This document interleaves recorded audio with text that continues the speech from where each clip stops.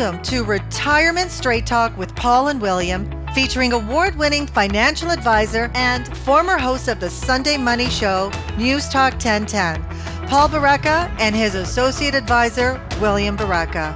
Creating and keeping wealth does not need to be complicated. Paul and William will cut through confusing and contradictory financial advice to give you the real facts to help you invest better and enjoy a worry-free retirement. The views and opinions expressed in this video may not necessarily reflect those of IPC Securities Corporation. This podcast is for informational purposes only and should not be relied upon as a basis for investment decisions.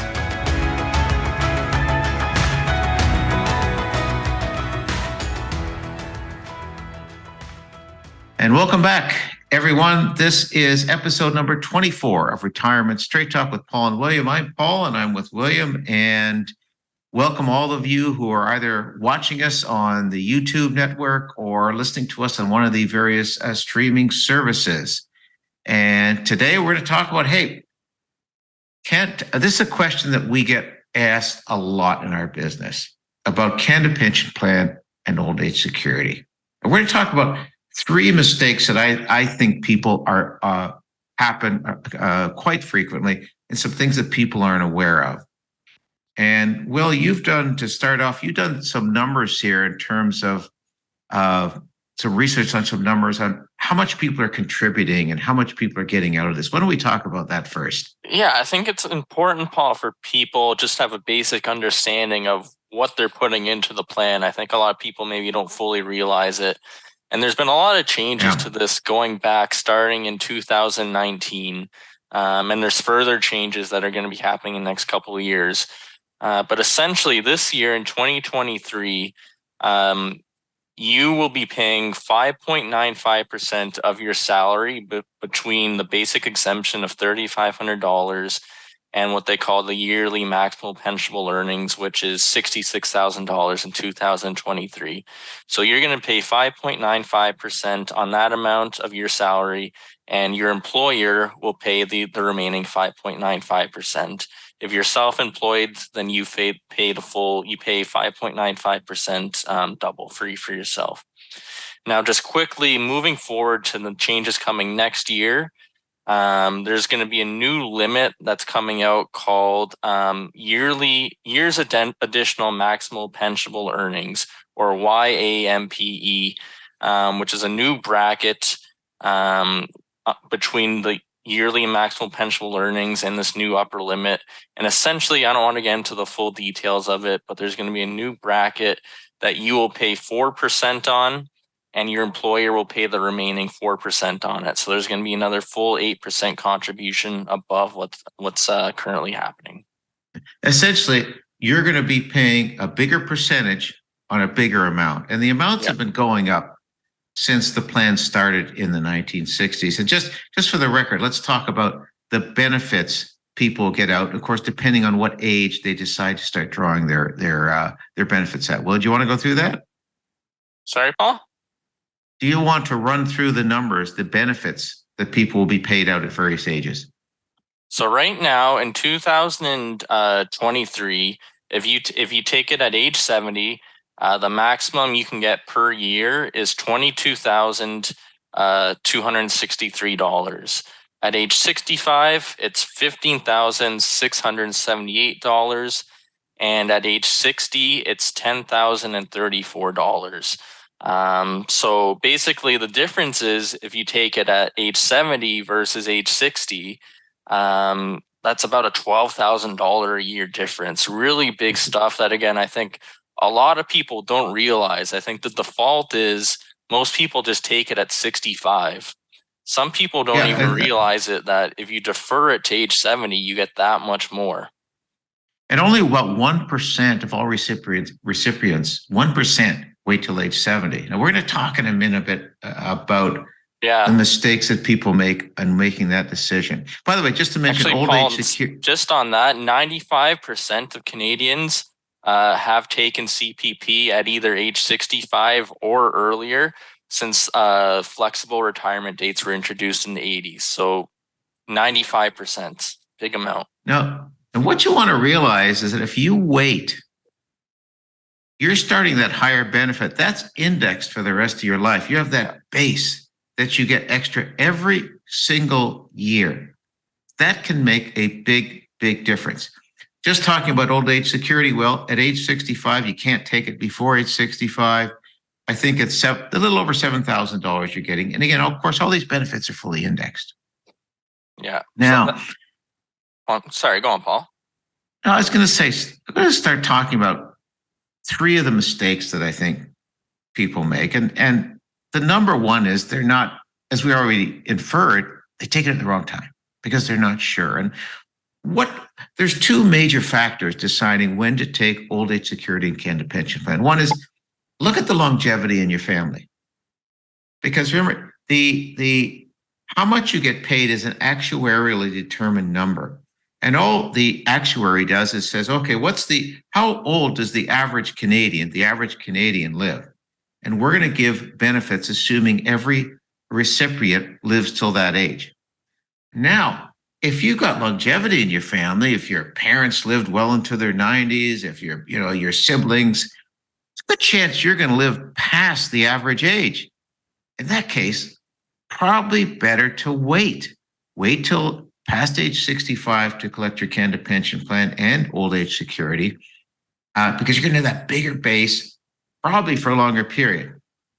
Now, of course, on the other hand, unless there's serious longevity issues, and you don't need the money, it almost always, like you said, pays off to defer it as long as you can. Yeah, and that's an important part also. So again, the first part about taking it at the wrong time is looking at the longevity in your family. Again, if both of your parents passed away in their 50s of cancer, I'd probably tend to take it early. And the other issues, as you mentioned, do you need the money?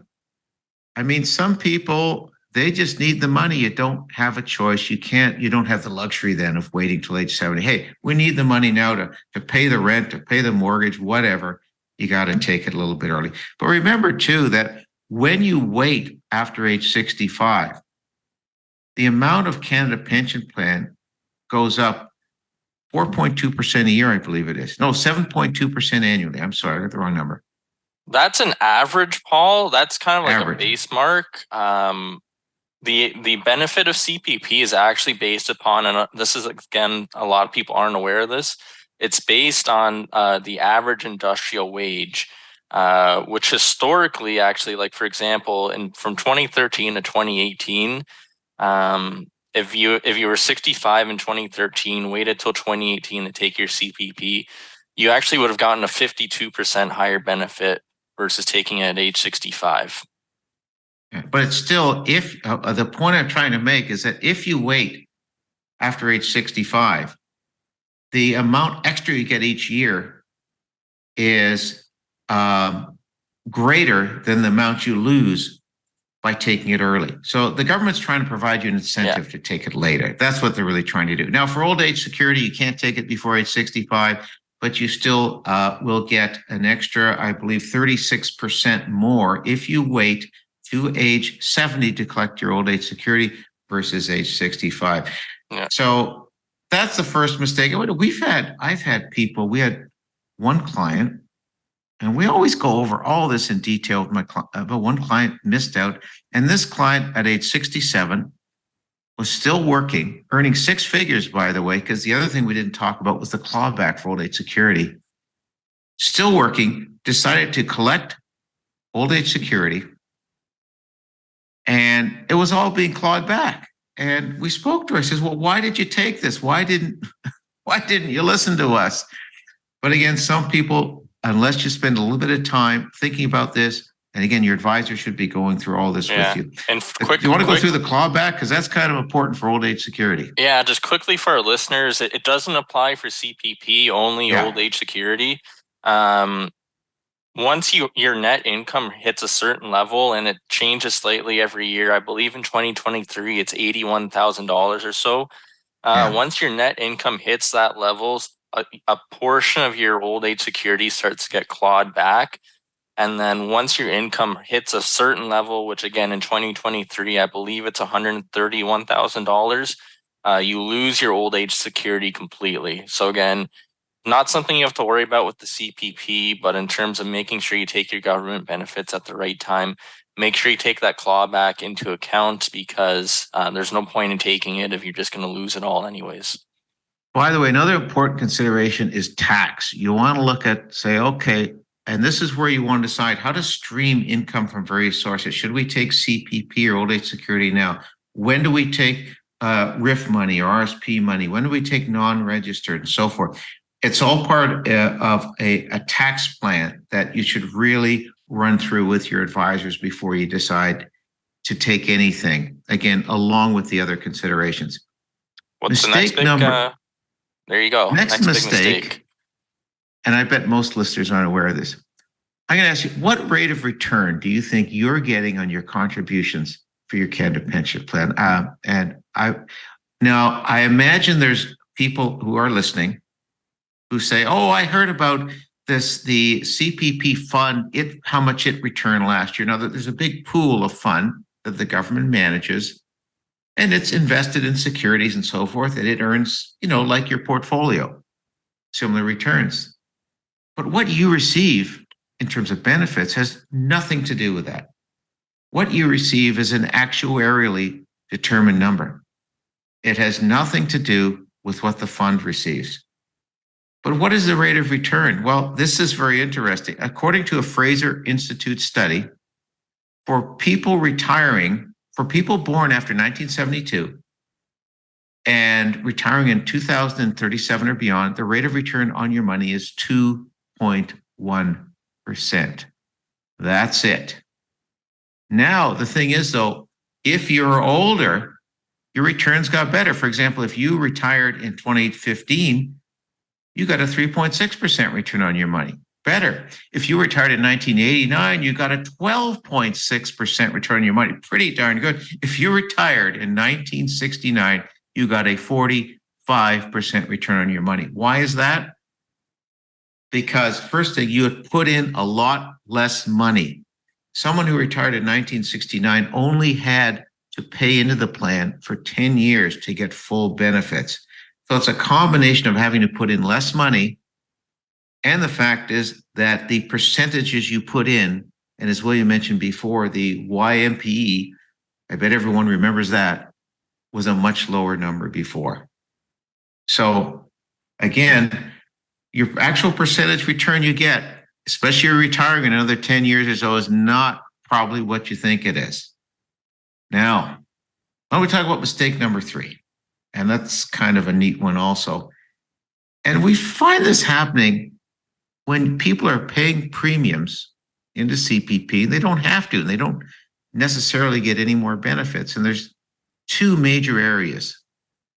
One is if you're a business owner, and 2 is if you're still working after age 65. You don't need to contribute any more because you're going to put more money into CPP.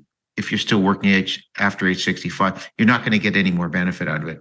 Now, you can fill out a form, make sure you do it at age 65 and say, I don't want to pay any more into this, and you won't have to. But some people don't, and they keep paying, get nothing out of it. Now, if you're a business owner, that's a little bit different. And for example, you could be around age 60 as a business owner, and you've been paying premiums your whole life. And if you go on the CR or my CRA, it's my CRA. Is that right, William? My CRA website? Yeah, that's right.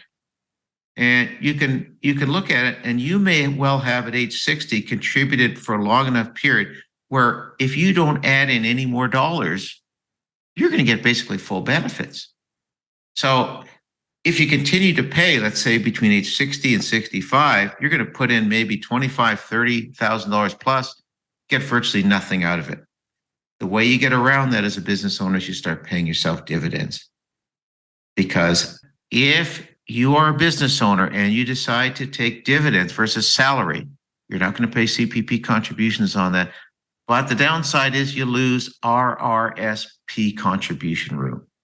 So again, that's something that to me is still beneficial. If I was, and I did it myself, if I was age 60, I had full benefits paid up for CPP. I don't want to spend $30,000 because remember, as a business owner, you pay both the employee and the employer side. I don't want to spend that money. So that's mistake. So to quickly review the mistakes, mistake number one, not taking your benefits either for CPP or old age security at the right time, either taking too early, too late. Number two, not understanding your rate of return that you're likely going to get on your contributions to CPP. And mistake number three, paying premiums when you don't need to into the plan. So that's it for today's program. And the next episode should be a fun one. Here's a topic that I find people really don't understand, and that's insurance, everyone's favorite topic.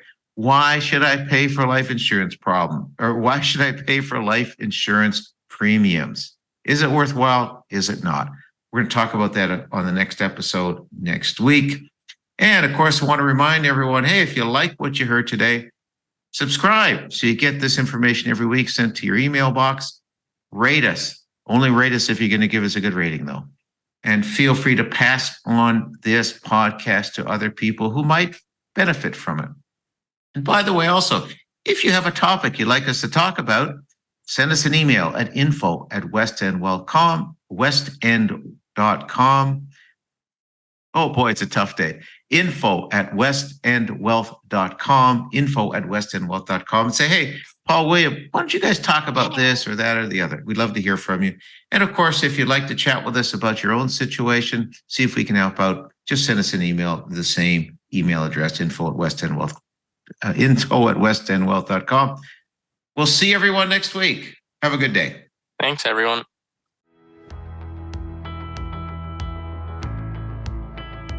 This podcast was brought to you by West End Wealth Planning, an award-winning wealth planning practice catering to small and medium-sized business owners and to those looking to create a worry-free retirement for themselves and their families.